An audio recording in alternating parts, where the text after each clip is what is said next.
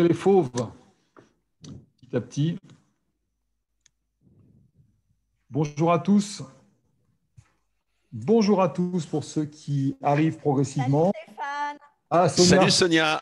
Salut Sonia. Salut Rico. Comment vas-tu? Salut. Ça va Eric?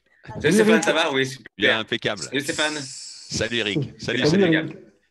Ça va Sonia? Yes. La semaine dernière, tu étais frustrée, tu n'avais pas reçu le lien, alors que là, tous les vendredis, on ne sait pas ce qui s'est passé. Bon. Et il y a mon ami Red de Gap qui est là. Il y a mon ami Red. Allez, bonjour à Guillaume, bonjour à Émeric. Bonjour. Salut Fred. Il y a mon ami Fred également. Il y en a qu'on connaît, il y en a qu'on ne connaît pas. Toi, Stéphane, tu en connais aussi? Ouais, bien sûr. Salut Red. Voilà. Je te réponds. Il a écrit Bonjour un petit mot. On a la Belgique. Donc, comme par habitude, on va essayer de rester assez ponctuel. On va démarrer d'ici 2-3 minutes. Donc, on va faire les présentations. On va laisser rentrer un petit peu tout le monde. Voilà, on a 23 participants. Plus de 65, 67 inscrits, Anthony. Il y a toujours un petit peu de perte. Surtout que là, on est sur un gros week-end. Salut Serge. Ouais. Serge, attention au soleil. Attention au soleil, Serge. Ça tape à Toulouse. Attention, faut mettre le chapeau. Mais le chapeau. Salut Chris, mon ami Christian, Physique Plus, Gesposheim. Salut Chris. Bon. Miss Alexia également, bienvenue, bienvenue. Là, c'est au rendez-vous, tu vois. Et ouais. Et on voit ceux qui s'accordent 4 jours de pont et puis ceux qui restent sur la brèche, quoi. Semaine prochaine, vacances. Ah, c'est bien. Il faut un peu parce qu'il faut souffler, hein. 2 fois vacances. Une fois pour moi et une fois chez toi. Eh bien voilà. La perche est lancée. Ouais. Prochaine formation à Aix en fin de mois. Ça va, Alexia? Bien, merci. Super. Ça va, Stéphane? Super, impeccable, impeccable. Jean-Luc qui vient d'arriver. Il n'a pas l'air très bien réveillé, Jean-Luc. Ah, Jean-Luc, c'est toujours comme ça. Entre les cheveux en pétard et la barbe de 3 jours. Bon alors, il ne va pas falloir faire de confusion parce que là, vous avez 2 Stéphane. Vous avez Stéphane Boineau puis Stéphane Synthèse. Vous posez la question à Stéphane, soyez précis, orienté. De toute façon, moi, je n'interviendrai pas. Je poserai quelques questions. On va attendre, il est 11h03 à ma montre. On attend encore une petite minute. On est à 27 participants. J'espère que d'autres vont nous rejoindre. Et puis, on va lancer ce webinaire avec Stéphane Boineau qui a gentiment accepté notre invitation pour la seconde fois, puisque Stéphane, tu es déjà intervenu une première fois sur une autre thématique il y a quelques mois en arrière. Je n'ai pas regardé quand est-ce que tu étais intervenu. Au tout début, je crois que c'était au tout début de la pandémie. C'était dans le premier ou le deuxième, je crois que c'était au tout début. Voilà. Et je vois Sandy qui arrive. Salut Sandy. Sandy, elle a des tout petits problèmes avec sa caméra. Ça tremble. Il y a des tremblements de terre à Metz. Oui, alors pour ceux que je vais voir, notamment Christian, que je vais voir et Jean-Luc peut-être à Aix, c'est vrai que ce qu'on va voir aujourd'hui reprend une partie de notre travail dans la formation d'Aix, puisque c'est une thématique qui me tient à cœur concernant la motivation de nos équipiers et de nos équipes. Voilà. Petit détail. Super. Stéphane, ce que je te propose, c'est de démarrer. Absolument, absolument. Voilà, bon, on y va parce que je pense que tu as pas mal de choses à dire et on voudrait… Eh ouais, mais je voulais déjà te remercier Stéphane de ta confiance en me sollicitant. Déjà, grand merci de me faire intervenir de nouveau. Et puis, un grand merci à tous nos amis. Eric, il est 5h du mat à la Martinique, là, il est présent. Merci à tous pendant votre week-end de l'Ascension de 4 jours. Bon, sachez que vous avez évité les bouchons, donc c'est bien. Mais d'être présent, voilà, de consacrer une petite heure pour réfléchir ensemble un petit peu sur l'avenir de notre entreprise, de notre club, quoi. Comment ça va se passer. Et on va parler de ressources humaines, même si j'aime pas le mot ressources quand je parle des hommes. Exactement. Donc, moi, je me présente très rapidement à mon tour et je te passe la parole. Donc, pour ceux qui ne me connaissent pas, je m'appelle Stéphane aussi, Synthèse. Je suis le conseiller technique du groupe Radical Fitness Central Europe. Thématique aujourd'hui qui va être abordée et qui est vraiment très intéressante, c'est la remobilisation de nos équipes. Donc, encore une fois, merci à toi Stéphane d'avoir gentiment accepté notre invitation. Je te laisse la parole, puisque tu as pas mal de choses à dire. Et puis, je te laisse présenter un petit peu le sujet, expliquer comment tu vas mener ton discours. Et puis, voilà. Donc, c'est à toi, Stéphane. Merci beaucoup. Merci. Encore une fois, merci de votre présence à toutes et à tous. Ce que je vous propose, c'est de mettre un peu de cadre à la situation qu'on vit à l'heure actuelle, essayer de mettre un petit peu de contexte pour voir ensuite les postures, les stratégies qu'on peut mettre en place pour manager nos équipes, parce qu'ils vont être en première ligne. Vous avez une possibilité de poser vos questions. Et si je les vois, eh bien, j'essaie de répondre si elles sont vraiment en phase avec ce qu'on vient de voir à l'instant T. Et si toutefois elles concernent une partie que j'aborderai un peu plus tard, je la garde pour plus tard. Et des fois, si je suis focus et je ne la vois pas, Stéphane, tu n'hésiteras pas à me faire signe et à poser la question. Donc, c'est interactif, hein, ce n'est pas mon webinaire, c'est notre webinaire, les amis. Vous êtes là pour interagir avec moi. Voilà. Et puis, ça doit lever des questions. Si vous en avez, vous me les posez. Ça marche comme ça? Faites un petit signe juste pour dire vous l'avez bien. C'est bon? OK, on avance. Stéphane, si je peux me permettre, j'aurais une première question à te poser qui va éventuellement introduire le débat. Je peux y aller? Ah bah oui, absolument, absolument. Vas-y. Alors, j'ai noté rapidement avant que tu arrives. Ouais. Quel constat peut-on tirer de la situation que l'on vient de vivre au niveau de nos équipes? Alors, j'ai fait un calcul ce matin. J'ai fait un calcul et j'ai compté les jours. J'ai compté les jours et je suis arrivé au chiffre de 200.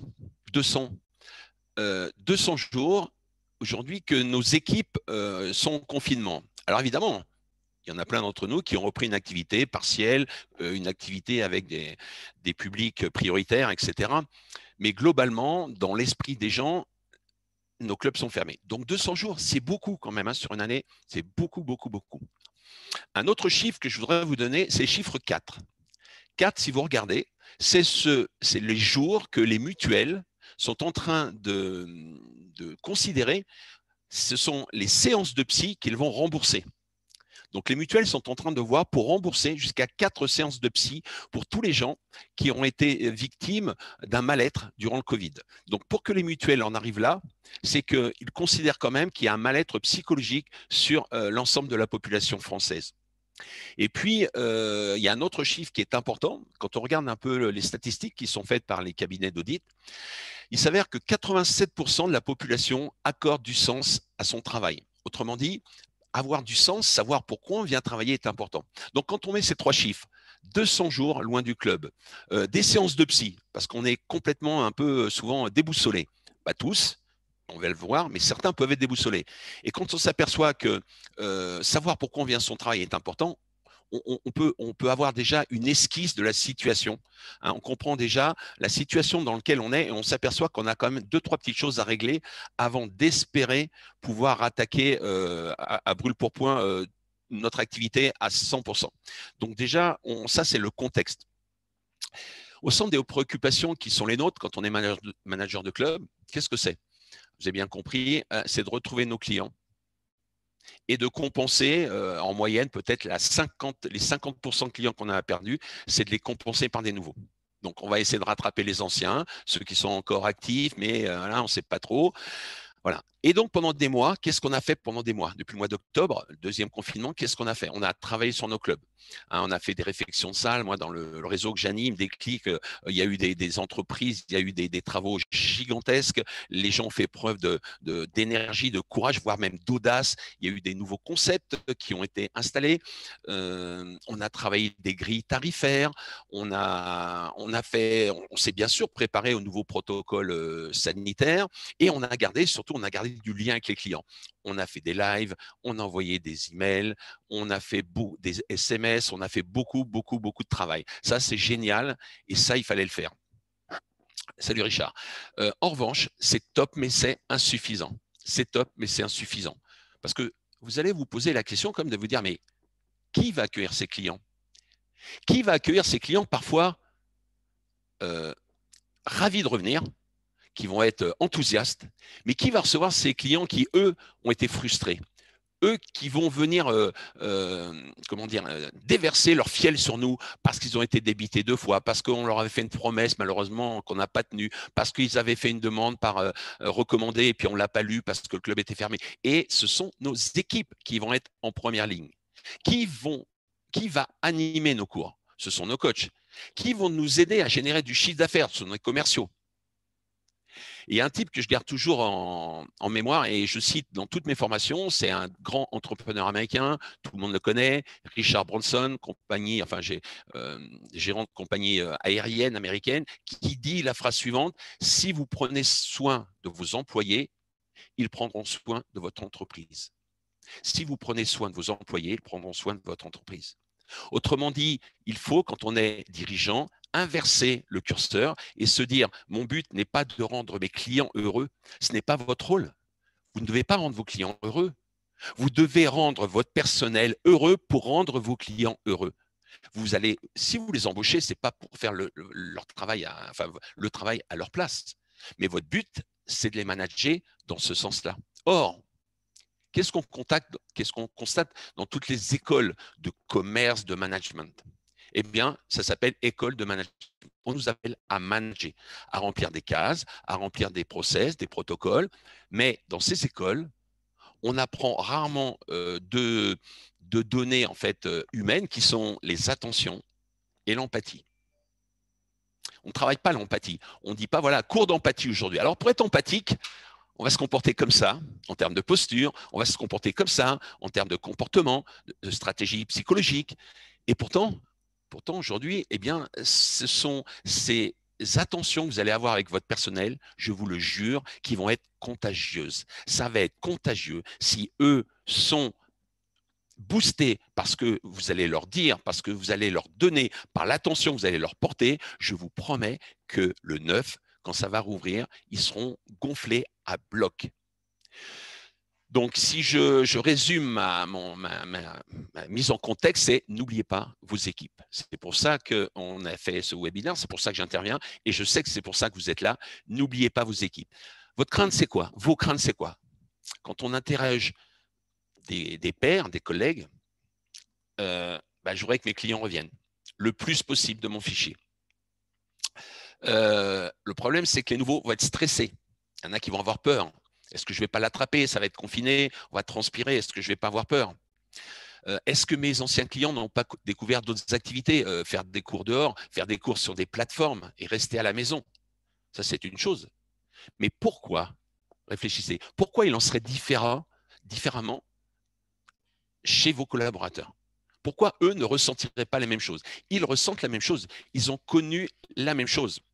Donc, si je peux avancer, je me dirais que globalement, tous ces mois qui ont été passés loin de votre club, alors loin, évidemment, on a eu des contacts une fois par semaine, de temps en temps, on s'appelait, on faisait un petit apéro le vendredi soir, et ça, c'est génial. Mais toutefois, il ne faut pas nier qu'il y a un fossé qui s'est creusé entre nos staffs, je dis bien nos, hein, pas notre staff, nos staffs, ça peut être sportif, ça peut être commercial, ça peut être l'entretien, ça peut être le marketing pour ceux qui ont des grosses structures, mais surtout ceux qui ne sont pas sur le terrain. Parce que vous avez bien vu que les coachs, en général, on les a mobilisés, ils ont fait des vidéos, ils ont fait des lives, etc. Ils étaient sur le pont quand même. Alors que les autres personnels, les autres personnes de notre équipe, on les a peut-être un petit peu, les liens se sont distendus. Alors, il y a un fossé qui s'est creusé parce que ces gens-là, ils ont pris de nouvelles habitudes. On ne se réveille plus à la même heure. On ne s'habille plus pareil, on ne mange plus aux mêmes horaires, on se couche certainement plus tard le soir. Il y en a eu qui ont eu des souffrances psychologiques qui sont liées à l'isolement. Il y a des gens qui se sont retrouvés dans des petits appartements de 20 mètres carrés, dans des boîtes comme ça, confinés. Vous ne pouvez pas sortir. Donc, c'est une souffrance psychologique. Alors, revient au début, hein, les 4 séances de psy que les mutuelles vont rembourser, c'est lié à ce phénomène-là. Il y en a d'autres qui vont être super enjoués, enthousiastes de revenir dans vos clubs. Parce que eux, la valeur partage est énorme. Donc, pour eux, ça va être l'aubaine de revenir, va être énorme. Et puis, il y en a qui ont perdu du revenu. Donc, je crois que c'était 84%, donc ils manquaient 16%. Sur des petits salaires, c'est très impactant. Par contre, on a fait beaucoup moins de dépenses. On n'allait pas à la pizzeria, on prenait moins d'essence, etc. On s'achetait plus de vêtements, plus de chaussures. Il y a 120 milliards qui ont été économisés sur les comptes bancaires des particuliers en France en 2020. 80 milliards en 2019 et 120 milliards en 2020. Autrement dit, les gens ont thésaurisé. Donc, ne pensons pas que tout le monde est fauché, ruiné. C'est faux. Il y a des gens qui ont découvert parmi notre personnel de nouvelles passions peut-être. Ils se sont mis au vélo, VTT, il y en a qui se sont mis à la lecture, sont à un jardin, ils se sont mis au jardinage, il y en a qui se sont mis à la cuisine, etc. Donc, on doit considérer en tant que manager que le 9 juin, pour certains, ça va être une rupture potentiellement difficile. Est-ce que vous êtes d'accord avec moi que pour certains, ça va être difficile parmi votre équipe? Oui? Non? Faites un petit geste. Est-ce que ça peut être difficile pour certains? Non? C'est facile pour tout le monde? Eh bien, on arrête là le séminaire. Je vous remercie beaucoup. Merci à tous. Oui? Moi, j'aurais une seconde question à te poser, Stéphane. Je suis aussi actionnaire de club de remise en forme. Ouais. Donc, tu parles de fossé, tu parles qu'effectivement, le fossé s'est creusé avec ces 7 derniers mois. Pardon. Qu'est-ce qu'on doit veiller justement à faire? Qu'est-ce qu'on doit veiller à faire pour retrouver nos équipes motivées? Alors, ce qu'on doit faire, c'est le titre de ma formation que je vais faire bientôt, c'est redonner du sens à ces équipes. Redonner du sens à ces équipes. Alors, on peut se poser la question, qu'est-ce que c'est qu'avoir du sens? Avoir du sens à faire quelque chose, c'est avoir une envie franche, une envie sincère de faire quelque chose. Autrement dit, avoir du sens dans son métier, c'est avoir une vraie envie profonde, ancrée en soi, de faire son métier. Savoir pourquoi je me lève le matin à 7h, à 8h, à 6h30, je m'habille, etc., pour venir faire un cours dans ma salle ou vendre des abonnements dans ma salle. Une équipe, j'ai été beaucoup dans le football, j'ai fait fitness et football, une équipe, que ce soit au foot, au rugby, au basket, n'importe quoi, ça fonctionne avec de l'engagement. Et qui génère cet engagement? C'est le coach. Quand vous regardez, et si vous n'êtes jamais allé dans un vestiaire, vous regardez des reportages, le coach, avant un match, il va générer de l'engagement. Il essaie de motiver ses équipes, leur donner une envie forte avec des mots qui sont forts, en leur donnant de l'énergie, du courage, en les galvanisant. Eh bien, c'est ça qu'il va falloir prévoir. Et ma question, c'est, mais vous, qu'est-ce que vous avez prévu? Qu'est-ce que vous avez prévu avant votre match, c'est-à-dire le 9 juin, la réouverture? Eh bien, souvent, on a prévu des protocoles. C'est ce qu'on voit.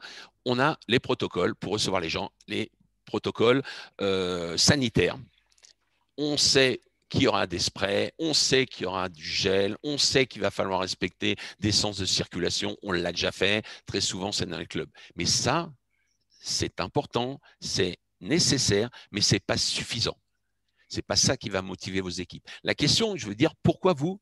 Je vais peut-être vous poser une question que vous ne vous êtes jamais posée. Enfin, j'en connais qui ne la sont jamais posées. Pourquoi vous faites ce métier? Et après, on va parler de vos équipes. Pourquoi vous faites ce métier? En gros, c'est quand on dit pourquoi vous faites ce métier, c'est quelle est votre mission? Quelle est votre mission? Évidemment, vous voulez gagner votre vie et vous devez vous nourrir. Dans la pyramide de Maslow, on sait que la sécurité et le confort matériel, c'est tout en bas. On a besoin de ça. Évidemment, on vient gagner sa vie. Mais si on veut que les gens aient du sens, on doit vendre quelque chose de plus haut que simplement gagner sa vie. Sinon, on va faire appel à des mercenaires. Et si on leur propose 100 balles à côté, ils partiront à côté. OK. Alors, je vais vous expliquer ce que c'est qu'une mission pour que ça soit clair et très pragmatique. Moi, je gère un réseau de clubs indépendants qui s'appelle Déclic. Vous voyez le nom juste au-dessus, comme ça. Et on accompagne les managers. Et ma mission, pour moi, c'est, vous pouvez aller sur le site, c'est marqué, c'est accompagner les managers de clubs de fitness indépendants pour, premièrement, rendre leur club plus rentable et leur vie plus sereine. Okay, rendre leur club plus rentable, donc avec des stratégies, des choses à mettre en place pour des connexions, des fournisseurs, tout ça, des trucs qu'on se passe entre nous, okay, et leur vie plus sereine, c'est-à-dire que moyennant quoi, tu verras, tu seras moins stressé, tu auras des solutions plus rapides, tu vas moins te fatiguer à aller chercher des solutions. Ça, c'est ma mission. Okay. Et la deuxième des choses, quand je rentre à un nouveau club, je vois Frédéric qui est là et on en a parlé, je crois, vendredi dernier quand on s'est téléphoné, j'explique mes valeurs. Mes valeurs, c'est, voilà, j'ai 5 valeurs. Les premières valeurs, c'est l'écoute. Accepter d'écouter des choses qui ne correspondent pas forcément, mais c'est l'écoute. C'est le partage. Dès que tu connais quelque chose, c'est une information, tu la partages. L'échange, c'est-à-dire que c'est à double sens à chaque fois. C'est donnant-donnant. C'est l'audace. Donc, accepter des fois des stratégies qui ne sont pas les vôtres et être audacieux, aller vers l'avant. Et enfin, c'est l'intégrité. L'intégrité les uns les autres, se respecter, ne pas dire du mal, voilà, se tenir de façon déontologique, et j'explique. Eh bien, quand quelqu'un discute avec moi, il a compris quelle est ma mission et les valeurs qui vont supporter cette mission. Vous comprenez? Ça, c'est tout à fait pragmatique. Donc, vous devez donner de l'engagement à vos collaborateurs, et là, on rentre vraiment dans le thème, en touchant leurs valeurs. Si moi, je mets l'intégrité et que je tombe face à quelqu'un pour qui la réussite est en premier et à n'importe quel prix, vous comprenez bien qu'à un moment, on ne va pas s'entendre. Parce que pour moi, la réussite à n'importe quel prix n'est pas recevable parce que l'intégrité doit toujours prendre le dessus. Okay? Donc, comment pouvez-vous connaître leurs valeurs pour voir si c'est bon et vous pouvez les motiver à faire quelque chose. Hein, c'est le moteur, nos valeurs. Hein, c'est ce qui nous fait avoir de l'énergie ou pas. Eh bien, ce n'est pas possible de développer ça en 20 minutes parce que ça sera le sujet justement pour moi presque d'une journée de travail à la fin du mois puisque j'anime un atelier de réflexion, de travail sur les valeurs à Aix-en-Provence, 26, 27, 28. Mais je vais vous donner un exemple et comme ça, je vous laisserai poser des questions ensuite là-dessus. Imaginons, votre valeur numéro 1 est la réussite. Vous êtes galvanisé par la réussite, pas forcément financière, la réussite de posture, sociale, etc. Vous, c'est une valeur très profonde qui est ancrée en vous. Vous avez un club avec 3 profs ou 3 collaborateurs, profs, commerciaux, ils se partagent le job, peu importe. Okay. Donc, vous avez Marc. Marc, c'est un prof qui est très ambitieux, qui a l'ambition en valeur très, très haute. Ben Marc, c'est génial parce qu'il vous ressemble. Lui, il faut toujours qu'il réussisse, qu'il gagne et la rouverture du club va lui aller parce qu'il va pouvoir de nouveau se faire plaisir, se faire remarquer, pouvoir progresser, être vu, etc. Sa réussite passe par là et vous entendez super bien, vous le comprenez super bien. Et Marc, de toute façon, vous savez que la première minute qu'il sera dans le club, ça va rouler parce qu'il est dans la réussite, il est comme vous. OK, c'est bon. Ensuite, vous avez par exemple Sarah. On va prendre Sarah. Sarah, elle est, dans l'échange. Elle, une de ses valeurs principales, c'est échanger. C'est dans le disque, c'est une I, vous voyez, interactive. Elle est comme ça, comme Eric Gérald un peu là, je vois. Voilà, elle est très, très, très, très gaie et tout. La réouverture de nos clubs, c'est une opportunité de revoir du monde. Ça va rouler également. C'est génial parce qu'elle demande qu'une chose, c'est au milieu de ses adhérents, etc. Et la troisième personne, on peut l'appeler, je sais pas, on peut l'appeler Serge ou Fatima. C'est Fatima, par exemple. Et Fatima, elle a la valeur famille très, très haute. Ah ouais, mais depuis 8 mois, Fatima, elle est à la maison. Elle s'est occupée de ses enfants comme jamais elle a pu le faire. Elle a pu cuisiner parce que c'est une maman qui adore faire des gâteaux. Elle a pris ce goût pour tous les soirs faire un petit gâteau à ses enfants. Et pour elle, retourner au club, ça va être un choc. Donc, on va avoir des niveaux de motivation dans l'équipe, vous comprenez, qui vont être décalés. Certains vont avoir une envie folle de repartir au combat et d'autres, waouh, on va se les traîner. Donc, je pense que si vous avez compris, c'est que nos leviers de motivation correspondent très généralement à nos valeurs. Donc, ce que je vous encourage à faire, on le verra un petit peu juste après, c'est de créer des moments où vous allez discuter avec eux. Et on le verra, attention, la grosse erreur à faire, c'est de faire une réunion de reprise où on ne parle que de nos protocoles et de comment accueillir nos clients. Ça, c'est secondaire, c'est de la logistique, on est d'accord? C'est nécessaire, c'est indispensable, mais ce n'est pas ça dont je veux vous parler ce matin. C'est de faire, on va le voir tout de suite après, mais je voudrais, oui, je lis Eric, vous mettre l'accent sur le fait de dire, il faut que je remette de l'essence dans le moteur. Une voiture qui n'a pas tourné depuis longtemps, il faut remettre un peu d'essence, regarder les niveaux. Eh bien, vos collaborateurs, vos collègues, vos pairs, il va falloir remettre de l'essence dedans. Et cette essence, elle passe par de la compréhension et des questions que vous allez leur poser. Donc, on parlera peut-être dans quelques temps des moyens de les motiver et de générer de la cohésion d'équipe. Mais Stéphane, si tu veux bien, on pourrait peut-être reprendre 1 ou 2 questions parce que je vois qu'il y en a 16. Alors, je n'ai pas le temps de les lire en même temps, mais ça serait sympa peut-être de les relire et puis de voir ce qu'on peut répondre. Bah justement, tu parlais de Fatima qui nous regarde, là, qui a ouvert son… Fatima, elle exprime, elle nous dit « Mon centre est resté fermé et cours arrêté en début d'année. Je pense que la reprise sera intense, perturbante. On va essayer qu'elle se passe au mieux en échangeant, en préparant. » Voilà, ça c'est la reprise, elle saura ce que vous en faites. Si vous pensez que vous pouvez influer sur votre activité, moi, je pense que vous y arriverez. Donc, pour cela, il va falloir mettre un état d'esprit, travailler sur votre équipe et sur vous-même, parce que quand même, celui qui a été peut-être un des plus frustrés, c'est peut-être vous quand même. Hein. Et les pertes et les risques, c'est souvent le chef d'entreprise qui les prend à une dimension supérieure. Donc ça, c'est clair. Mais effectivement, vous avez un gros travail de remobilisation de l'équipe. Moi, je mettrais en numéro 1 mon équipe au top. Richard Branson, hein. Prenez soin de vos collaborateurs et prendront soin de votre entreprise. Et ensuite, je me dirais, bon, allez, on va prendre soin des clients. Mais ça, je leur dirais, les gars, on va ensemble, on y va ensemble, on va s'occuper des clients. Une fois que j'aurai boosté mon équipe, d'accord, redonner du sens à leur travail, vu avec eux. Allez, par exemple, un exemple, comment ça s'est passé pour toi? Ah ouais? Tu as fait quoi pendant tout ce temps? Alors, on ne s'est pas vu, tu ne m'as pas expliqué. Et les laisser parler. Ils vont sortir un petit peu leur frustration, leur ressenti. Ah ben au début, j'étais content, je me suis occupé de tout, j'ai déjà fait la peinture dans le salon et tout ça. Puis au bout d'un mois, j'ai commencé à poser des questions. Puis au bout de 2 mois, j'étais au bout du gouffre. Ah ouais, et comment tu as remonté la pente? Sur quoi tu t'es raccroché? Mes enfants, le truc, les collègues, le sport, etc. Et ça, rien que ça, on ne le fait pas. Eric, je reprends une question que tu as dit. Tu as dit en Martinique, les managers, c'est ça, ne sont pas tellement dans l'empathie. C'est ça? Ouais. Exactement. Ouais. L'empathie, comme je l'ai dit, ça ne s'apprend pas. Ça ne s'apprend pas rarement. Enfin, je veux dire, on peut faire des formations, mais dans les écoles, on ne dit pas, bon, un manager doit être empathique. Moi, je vous dis qu'un leader doit être empathique. Un manager n'a pas besoin de l'être.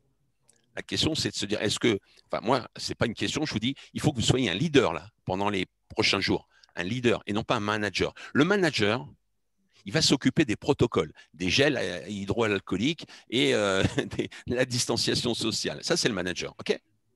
Mais le leader, c'est l'entraîneur dans le vestiaire qui va galvaniser ses équipes. Et c'est ça qui rend notre métier vraiment cool et vraiment sympa. C'est cette capacité à mobiliser les hommes. Vous savez, mettre des protocoles, vous lisez des articles de loi et vous appliquez. Ça, c'est à la portée de tout le monde. Bon, il faut un peu d'argent, c'est sûr, mais bon, c'est chiant et c'est à la portée de tout le monde. Par contre, motiver les hommes, les envoyer à la guerre, se battre pour vous, alors qu'ils n'ont pas les mêmes intérêts financiers, ça, par contre, c'est du talent. Ça, c'est du talent. Voilà. Donc, Eric, au moins, soit un de ceux qui ont l'empathie en eux, mais tu l'as. Une autre question, peut-être, Stéphane, qui a été posée. Alors, ce n'est pas une question, c'est Sonia qui nous dit toute l'équipe est déjà sur le pont depuis 2 mois, formation, action commerciale, cours de sport ensemble. Je pense que pour la plupart, c'est peut-être déjà en train de se faire. Je te laisse répondre par rapport à ça. Il n'y a pas à répondre, hein. Il y a juste à féliciter Sonia et à dire voilà, c'est exactement la bonne route à prendre, je crois, à garder le contact. Le souci, c'est qu'on ne savait pas ce contact si on devait le garder 15 jours ou 15 mois. Et depuis le mois de mars l'année dernière, ça va faire 15 mois, quoi. Tu vois, bon, on a rouvert un petit peu, mais épisodique. Donc, globalement, quand on ne sait pas, il n'y a rien de pire. Quand vous allez en prison, le pire, c'est les gardes à vue, là, enfin, les mois de détention avant, c'est qu'on ne sait pas combien on sera condamné. Et on ne sait pas, on peut peut-être rester une semaine, 1 mois, 1 an. Quand on a la sentence, tout le monde dit bon bah voilà, on l'accepte pas, mais en tout cas on a une vision, on sait qu'on sortira dans X temps. Eh bien nous on était un peu dans une prison, on ne savait pas quand on sortait. Et le fait d'avoir fait comme Sonia a fait des rendez-vous réguliers, hebdomadaires, des entraînements ensemble, peut-être des petites balades, des cours, etc., voire plus, on peut en parler un tout petit peu après, je pense que c'est ça qui a fait que les liens restent intimement soudés entre vous. Et une équipe soudée va réussir. Moi, j'en suis persuadé. Une équipe soudée va réussir parce que on a soif, on a envie. Et moi, j'entends des gens sceptiques sur la reprise, bien sûr. J'entends très très bien. Par exemple, ils sont sceptiques sur l'engagement longue durée. Par exemple, je travaille avec des clubs qui ont ouvert et qui disent ils veulent des abonnements liberté. Voilà. Ça, oui, évidemment. Et moi, je pense qu'il va y avoir je ne dis pas une overdose de consommation. Mais vous savez, la mémoire des Français, on dit qu'elle dure 2 mois. Donc, au mois de septembre, si tout se passe bien l'été, on aura un peu oublié ce qu'on a vécu et les gens repartiront sur des usages de consommation, peut-être pas effrénés, mais en tout cas corrects pour atteindre nos objectifs. Une autre peut-être question? Alors, moi, ce que je vous propose, n'hésitez pas à ouvrir votre micro. Allez-y, le premier se lance. Je pense qu'on a tous profité du fait que Stéphane soit là pour répondre, même si c'est une question qui peut être hors sujet ou dedans, peu importe. Mais allez-y. Je vois quelqu'un a déjà ouvert un micro. Il y a Ahmed. Ahmed, c'est l'Algérie. Bonjour Stéphane. Salut Ahmed. Bonjour. Ravi de faire ta Bonjour, connaissance. Merci. S'il vous plaît, si on a un groupe de coachs qui sont indépendants, qui travaillent aussi dans d'autres salles, est-ce que ça va être la même stratégie de motivation? Parce ils travaillent une partie chez nous, une partie, c'est des indépendants. Bien sûr. Alors, je vais te répondre, Ahmed, parce que moi, j'ai été indépendant toute ma vie jusqu'à ce que je reprenne un club comme directeur. Mais en tant que coach, Serge, j'ai été faire des stages chez lui, etc., à Toulouse. J'ai toujours été indépendant. Et tu sais quoi? Malgré tout, quand tu as 5-6 employeurs, parce que moi j'avais 5-6 employeurs, toi, je travaillais le lundi ici, matin, midi dans une autre salle, etc., on a quand même toujours une petite préférence. Alors, de temps en temps, c'est pour la clientèle, mais de temps en temps, c'est pour l'état d'esprit du club. Et quand bien même tu as des entrepreneurs, des auto-entrepreneurs qui travaillent dans 5-6 salles, ils n'ont pas toutes les salles n'ont pas le même état d'esprit. Donc, si toi, tu génères une réunion, on va en parler tout de suite après, parce que je voudrais vous parler de la cohésion d'équipe. Tu fais quelque chose où tu les rassembles, eh bien, tu verras que c'est peut-être ton club qui passera en premier dans leur cœur. Et donc, ils seront plus enclins à venir chez toi avec envie, ils seront plus enclins à se déchirer quand ils font leur cours ou à être performants quand ils vendront leur abonnement. Donc, tu dois marquer la différence sur les autres clubs. Et comment tu peux le faire? En organisant ce genre de choses. Ne pense pas au statut. Ne pensez pas au statut. Parce que même si le gars il vient 3 heures chez vous, vous avez envie de quoi? Vous avez envie qu'il déchire tout pendant 3 heures. Ou si la nana elle est à l'accueil, elle fait un mi-temps, vous avez envie qu'elle déchire tout pendant son mi-temps. Et donc c'est à vous de leur donner de l'attention.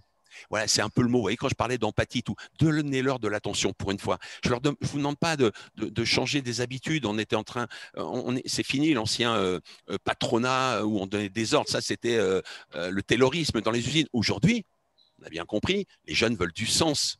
À 18 ans, ils sont écolos, ils veulent découvrir le monde. Moi, j'ai mes fils, ils partent dans le monde entier, etc. Vous aviez dans l'idée des écoles, un métier, acheter une maison. Ah non, mais on n'achète plus de maison, ça ne s'achète plus une maison. Aujourd'hui, ça se loue. La voiture, mais ça ne s'achète pas une voiture, ça se loue à la journée. Et puis on ne va pas polluer et tout. On a un vélo. Ouais, c'est énorme, c'est énorme. Donc, je pense, Ahmed, c'est à toi de faire la différence avec tes collègues et rassemble ces gens, donne-leur envie de se battre pour ton club, même s'ils viennent que 5 heures par semaine. Tu peux le faire, tu feras la différence là-dessus. Merci, Stéphane. Une autre question? Ouais, Chris. Ouais. Alors, moi, le plus inquiet qu'on avait au niveau du club, surtout, c'est de savoir si toute l'équipe voulait redémarrer à la rentrée. Parce qu'on a remarqué qu'il y a beaucoup de gens qui ont eu des velléités, puisque aujourd'hui, ils sont tous les soirs à la maison, ils sont tous les week-ends à la maison. Ils ne travaillent plus tout le temps. Et c'était un peu la crainte qu'on pouvait avoir. Tu vois. Voilà.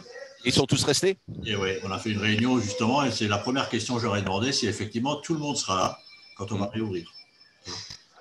Alors, ouais, bien sûr, Christian, moi je sais qu'il y a des gens qui ont changé de métier, mais écoutez, vous savez quoi? Il n'y a rien à regretter parce que les gens qui ont changé de métier, c'est qu'ils ne trouvaient pas une vraie mission de vie en venant dans votre club. Soit que votre club ne leur correspondait pas, soit que, il faut faire amende honorable, vous n'aviez peut-être pas expliqué vraiment ce que vous recherchez dans ce club-là, et ils sont partis. Donc finalement, on n'est pas en symbiose. Donc finalement, les gens qui partent, c'est dommage parce que c'est du temps pour les former, c'est du temps pour les acclimater, leur apprendre les usages du club et les protocoles derrière la partie technique, le savoir-faire quand même. Mais je pense que, par exemple, Sonia, si elle a créé du lien tout le temps comme ça avec tout le monde, je pense qu'on n'a pas cette crainte de les perdre puisque finalement, le lien n'a pas été distendu. Donc, en fait, prochain confinement, il n'arrivera pas, j'espère. Mais prochain confinement, c'est tous les jours, pas tous les jours, mais tous les 2 jours, un petit SMS, toutes les semaines, un petit coup de fil, et puis un petit truc ensemble, comme avec des potes, de l'apéro, parce qu'avec des copains, on ne les voit pas tous les jours, mais quand on se revoit, c'était comme hier. Parce qu'on partage des choses ensemble. Ouais.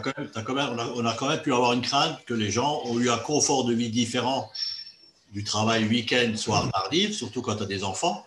Ouais. Ils peuvent aimer le club, mais ce confort de vie, ils l'ont peut-être apprécié, ils ont peut-être pris une décision à un moment de changer de métier. Toi. Et absolument, Christian, mais absolument, parce que c'est leur valeur. C'est leur valeur. Moi, j'ai une valeur très, très forte. C'est la valeur, il y a l'amitié. Moi, c'est l'amour. Donc, Il faut aimer les gens. Donc moi, quand je suis seul et je ne peux pas exercer cette valeur, quand je suis avec des gens, j'exerce cette valeur. Donc moi, j'aime retrouver les gens, donc j'aime reprendre l'activité parce que ça correspondra à mes valeurs. Mais effectivement, par exemple, la valeur famille, pour moi, est en dessous de la valeur amour. Mais il y a des gens, la valeur famille est au-dessus. Bah, comme tu l'as dit, tu te lèves à 9h, tu as tes enfants qui viennent sur le lit, tu les jettes sur ton lit, tu rigoles avec eux. C'est des moments extraordinaires dans la vie d'un papa et d'une maman. C'est clair. Vous découvrez la lecture. Moi, on peut lire des livres. On n'a jamais le temps de lire des livres. On rentre chez nous, on est sur les réseaux sociaux.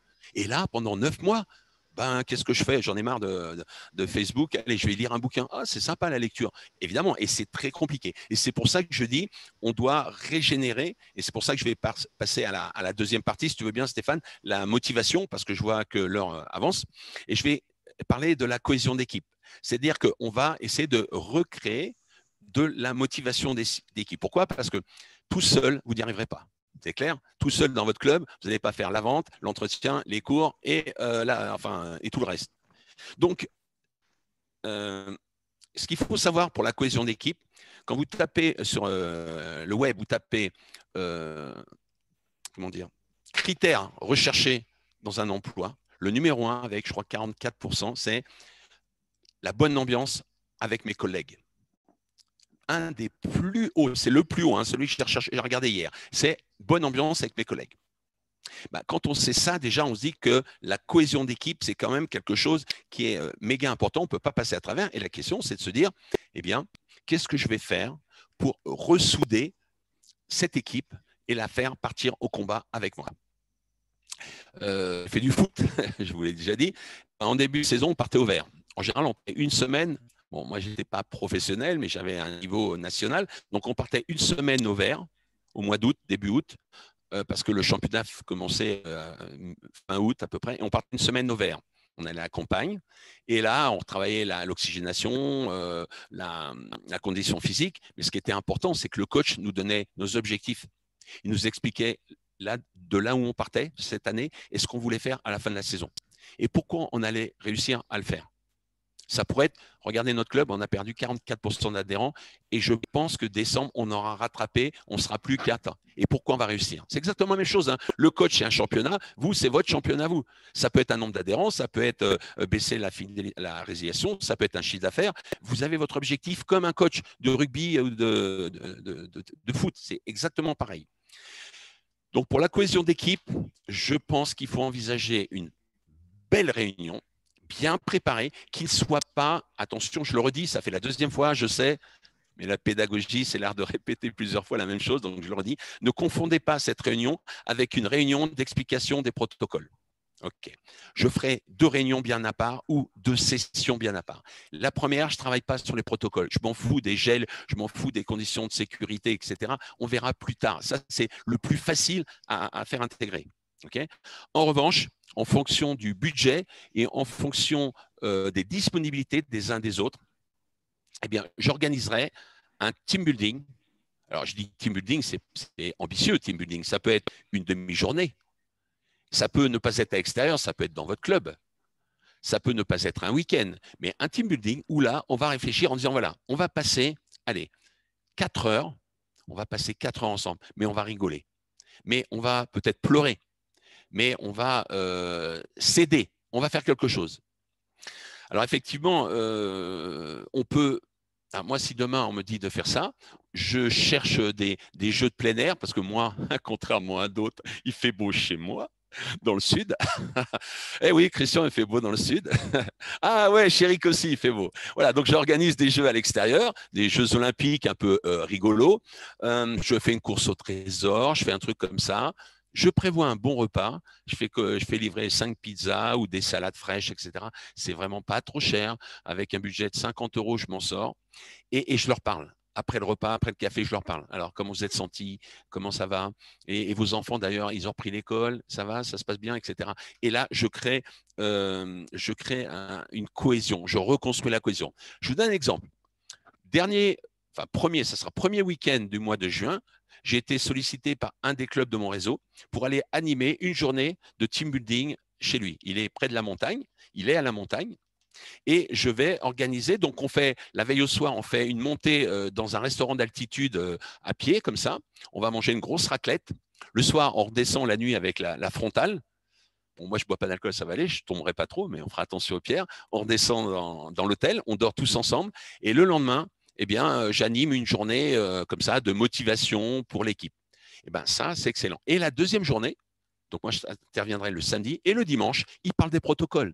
Ils parlent de leur nouvelle grille tarifaire. Vous voyez, c'est les process, mais à la fin. Le premier jour, on se rassemble, on joue, on rigole, on crée du lien et on travaille la solidarité entre nous, la coopération. Voilà. Voilà, donc écoutez, ça fait 40 minutes. Je résume ce que je viens de dire. Pour votre entreprise, pensez bien que tous les gars, toutes les filles qui travaillent pour vous, vos collaborateurs, salariés, vos employés, plein temps ou, comme a dit Ahmed tout à l'heure, intervenants ponctuels, ont besoin d'une raison d'être. Vous ne pouvez pas dire ton job, c'est de faire du chiffre d'affaires. Bien entendu, c'est de faire du chiffre d'affaires. Mais le chiffre d'affaires sera un moyen, sera une finalité, mais qui sera presque un moyen de votre mission. Moi, évidemment, je dois faire du chiffre d'affaires, mais pour rendre la vie des managers plus sereins et leur apporter des stratégies plus rentables. Voilà. OK ? Donc, si vous dites, hey, les gars, on va se déchirer, hein, je voudrais qu'on fasse 30 000 à la fin du mois. Mais les gars, ce n'est pas leur entreprise. Hein. Ce n'est pas comme ça que vous allez leur faire. Ouais, c'est génial, on va se battre pour toi, Sonia, on va se battre pour toi, Richard, on va se battre pour toi, Fred, on va faire 30 000. Je ne suis pas sûr que ça les motive tous. D'accord ? Donc, vous devez profiter de cette période pour faire peut-être quelque chose que vous n'avez jamais fait. C'est les connaître un petit peu mieux. Et vous l'avez fait déjà, hein, Sonia nous l'a dit, vous l'avez déjà fait. Les connaître un petit peu mieux, les questionner, être curieux sur ce qu'ils aiment, sur ce qu'ils ressentent. Et avec cette attention que vous allez leur montrer, vous allez générer une énergie folle. Je terminerai ce petit webinaire en vous rappelant une histoire, enfin une citation qui est connue. Si vous prenez un manœuvre, vous lui donnez une machette, une masse, et vous lui dites « casse des pierres toute la journée », ben, au bout de 2 jours, il va vouloir partir, il en aura marre. Mais par contre, si vous lui dites, tu sais pourquoi tu casses des pierres? Parce que on va construire des cathédrales avec ça. On va construire des monuments qui resteront des milliers d'années et tout le monde les regardera et tu pourras être fier de ton travail. Ben, on ne cassera pas les pierres avec la même énergie. On n'aura pas le même sens à son travail. Quand on ira le matin avec sa masse pour casser, on dira « je suis en train de faire quelque chose qui va rester ». Et c'est ce qu'il faut qu'ils ressentent dans nos clubs. Je fais quelque chose qui va rester. Vous vendez quoi? Vous faites quoi? Vous vendez des abonnements? Faux. Je m'enrichis? Faux. Vous changez la vie des gens. Vous changez la vie des gens. C'est ce que je leur apprends. Vous êtes là, les coachs, les commerciaux et moi, on est là, tous les gens qui viennent pour changer leur vie. On prend des gens qui sont sédentaires, on va en faire des petits sportifs. On prend des gens qui veulent atteindre un bon niveau, on en fait des champions. On en fait des gens qui sont seuls, on en fait des gens qui ont des communautés et qui rencontrent des amis ou des collègues et qui sont moins seuls chez eux. On prend des célibataires, on en fait des gens qui sont heureux parce que leur club leur donne un équilibre relationnel. C'est ça qu'on vend. Et ça, il faut en parler, il faut les changer. Si on dit les gars, on va se battre pour faire 30 000, 50 000, on ne les fera pas rêver. D'accord? Et voilà, c'était, voilà, ça fait presque 45 minutes, donc je voulais être bref.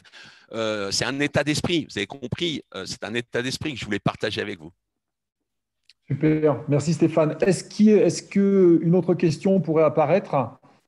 N'hésitez pas, est-ce que quelqu'un veut ouvrir son micro et pendant l'explication de Alors, on vient de voir Richard. Stéphane. Ah, super. Vas-y, Richard. Bonjour à tous. Salut, Richard. C'est pour la première fois que je participe à cette réunion. Ça m'a beaucoup enrichi. Et ce que vous avez parlé, M. Stéphane Boineau, mais nous sommes en train de mettre ça en place avec Éric Gérald de Martinique. Oui. Et ça m'a paru bizarre que vous parliez de la même chose et nous sommes en train de travailler sur ça en ce moment parce que nous sommes une équipe d'éducateurs, mais l'employeur n'a pas le même état d'esprit que vous. Lui, il voit déjà que le chiffre d'affaires, le reste, il s'en fout. Et nous sommes en train de travailler sur ça pour essayer de le convaincre de réagir différemment.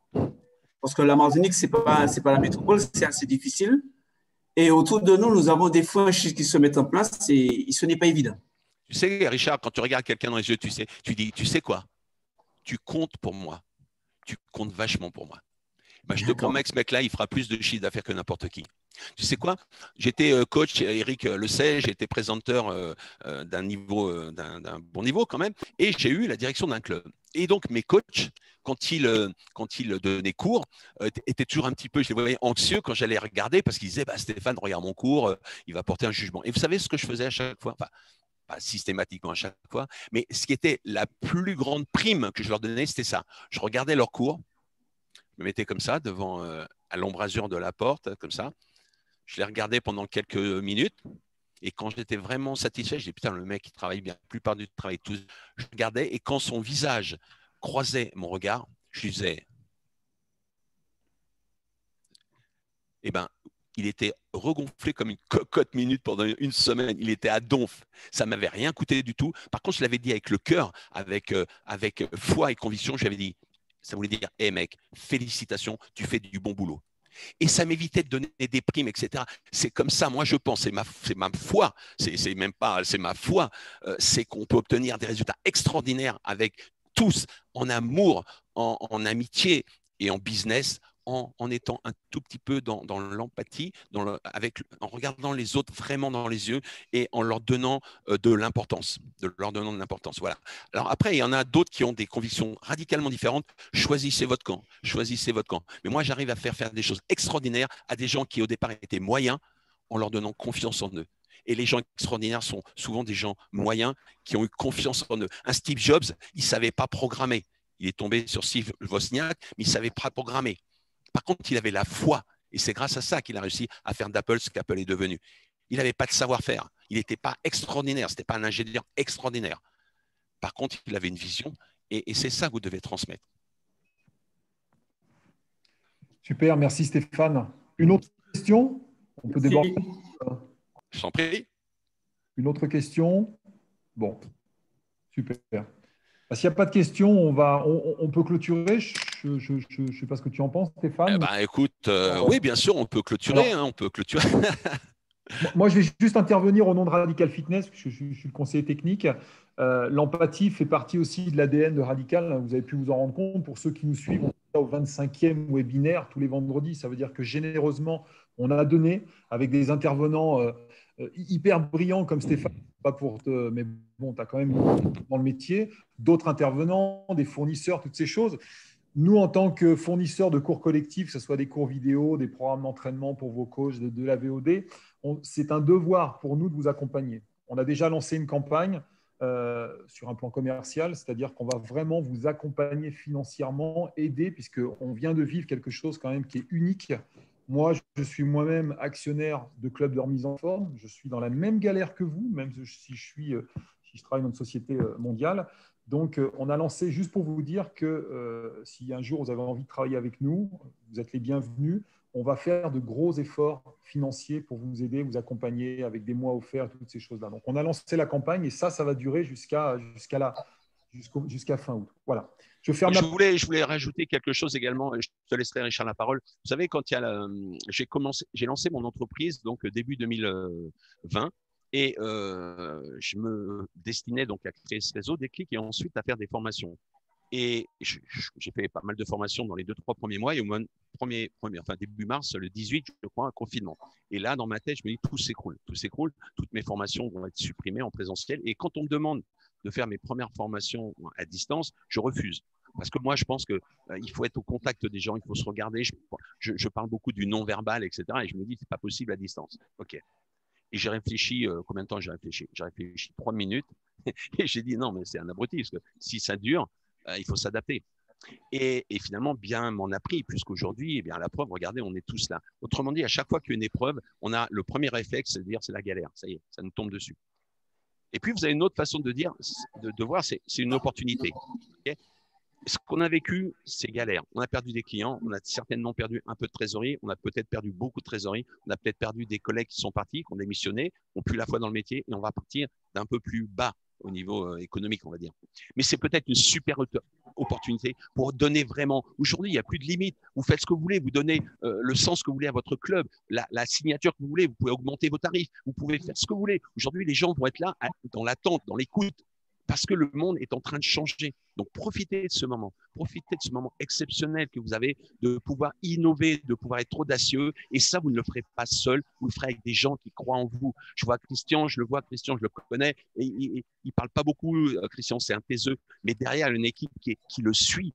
Il sait leur donner des outils, il sait leur donner des moyens pour travailler. Quand vous regardez les photos, Christian est toujours au milieu de son équipe, ils sont là avec le sourire. C'est ça qu'il faut, c'est ça, il faut continuer. Vous allez y arriver, vous allez y arriver. La preuve, vous êtes là ce matin.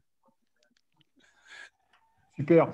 En tout cas, merci Stéphane pour cette belle énergie. On voit que tu es vraiment un grand passionné de ce métier et que tu aimes clair. Les gens. Ça se sent, ça se ressent à travers l'image. Ça fait du bien à tout le monde, je pense. Je pense qu'on va clôturer. Il est 11h50. On a débordé un petit peu. Ah, il y a Richard. Il veut dire son mot. Attention, Richard. Richard. En fait, ce serait de profiter de l'occasion, puisque Eric m'en a parlé. Nous fonctionnons avec, je dirais, un concurrent à vous, mais ça ne passait pas correctement. Et si on peut travailler avec vous, ce serait déjà très intéressant. Ne serait-ce que déjà par l'intermédiaire d'Éric, puisqu'elle est sur la Martinique avec nous. Et comme vous êtes déjà en contact avec lui, alors ce serait intéressant pour nous de travailler avec vous, si ça vous dit. Monsieur Stéphane Saint. Ah, Stéphane Synthèse ou Stéphane… Non, c'est à toi, Stéphane, qu'on parle. D'accord. C'est très facile. Je vais mettre mes coordonnées. Regarde dans la petite messagerie. Je vais mettre mon numéro de portable direct, comme ça. Je n'ai rien à cacher. Hop. Et puis voilà, tu m'appelles directement. Super. Eh ben, merci. Voilà, Stéphane, je voulais juste rajouter quelque chose. Je voulais te remercier Radical Fitness et toute l'équipe d'avoir invité pour la seconde fois Stéphane Boineau. Je le connais depuis plus de 30 ans et c'est vrai que je connais le personnage et son ADN, c'est la bienveillance, la sympathie, l'empathie. C'est quelqu'un d'extraordinaire, comme vous le connaissez. Et il a été mon premier référent quand j'ai débuté dans le fitness, quand j'ai démarré à Espace Vital.